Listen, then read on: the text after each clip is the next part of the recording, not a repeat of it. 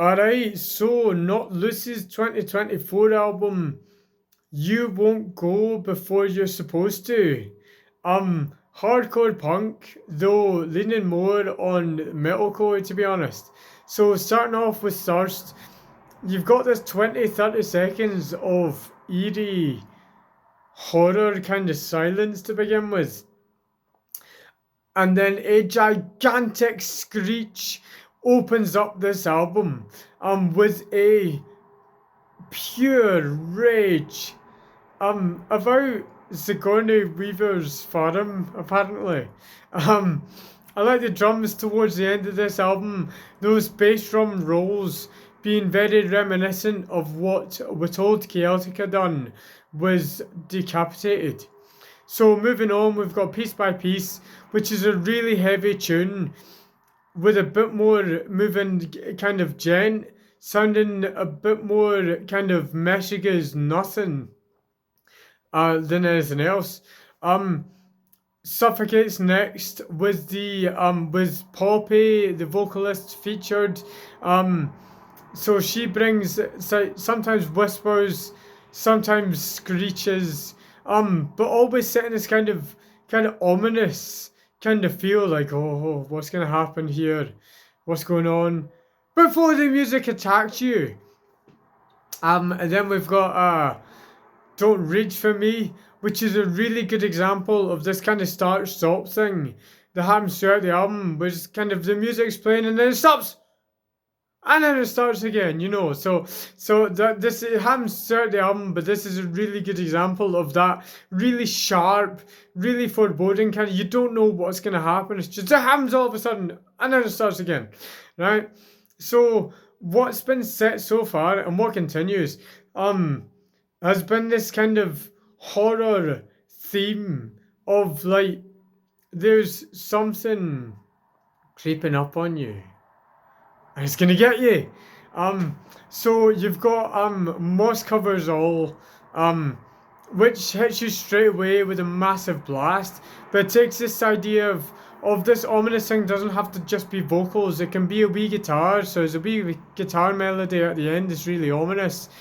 That bleeds into Take Me Home with the rest of the tune coming in to attack you. After this we have the really deepness, real deepness of Calm Keeps You Awake. Calm That Keeps You Awake, being more leaning on the kind of new metal kind of thing. Towards the end of the album, we've got Blinding Faith, which is a really heavy tune that kind of takes you to this putrid, kind of horrible place. Maybe that's its three vocalists. So you've got Brian, who's been screeching from the start, the higher screecher. You've got the backing vocalist who's got this really seriously deep, dark growl about him.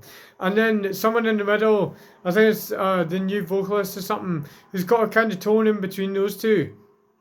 And you've got those three all attacking you with these different screeches. And obviously you've got the instruments as well that are all attacking you. The sharpness, the stop-start, all that kind of stuff, really attacking you with this tune. So after all the tunes that have came before, and this tune of course obviously, that have been attacking you the whole way, we finish with Sit and Mourn, which is like you've been attacked this whole time, and now, is the aftermath, so it calms down a lot. The blasting is still there, the screaming, screeching is still there, it is still a very angry tune, but so much calmer than the rest of the album, like the rest of the album was attacking you, but this is now, well, the slaughter's over, and this is what's been left. So it does kind of gently end the album, it's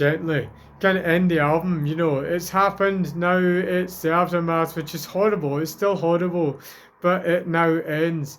And that's your album. It's an insanely angry album.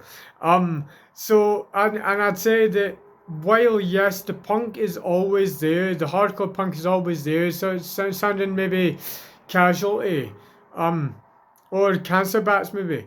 But I think it leans far more on the metal, leaning into things like Decapitated or Meshuggah than it does the other two.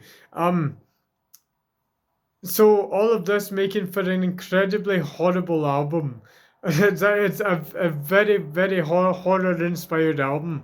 So I think even if you're a metal fan, this goes a step higher than that. It is a really scary album. So all the musicians have their bits, so even during the drumminess of Slaughterhouse 2 or Take Me Home, the bassist has some really nice bass lines in the background. You might need to listen out for them. They're not quite as obvious as obviously the downtuned guitars that are always in your face, same as the screeching, but it is always there. Um, so yeah, overall, a very, very good album from everyone is brilliant. So, I guess very good. Until next time, take it easy.